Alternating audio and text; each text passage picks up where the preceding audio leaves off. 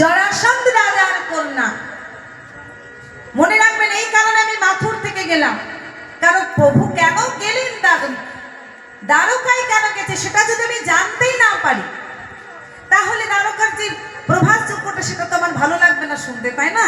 তাহলে কংসের যে দুজন স্ত্রী, তারা দুজন হচ্ছে জরাসন্ধ রাজার কন্যা।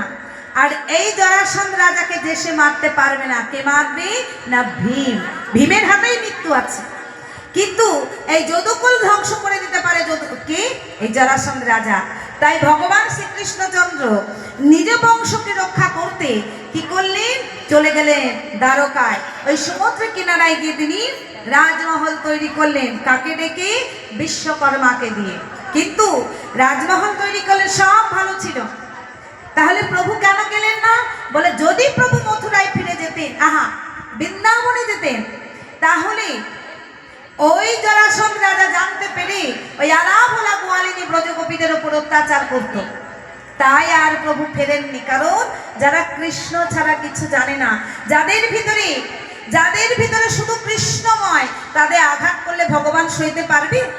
তার জন্য গো, ঠিক সেই কারণে ভগবান কিন্তু আর ফিরে যাননি বৃন্দাবনে।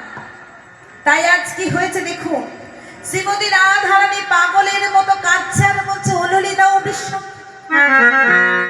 আমার বধূ আমায় কথা দিয়েছিল আমি আজ যাচ্ছি কাল আসবো, কিন্তু আজ 100 বছর হয়ে গেল আমার বধূ তো এলো না।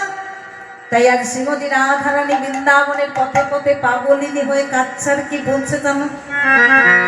ওগো পরালো বধুয়া লাগিয়া কাঁদে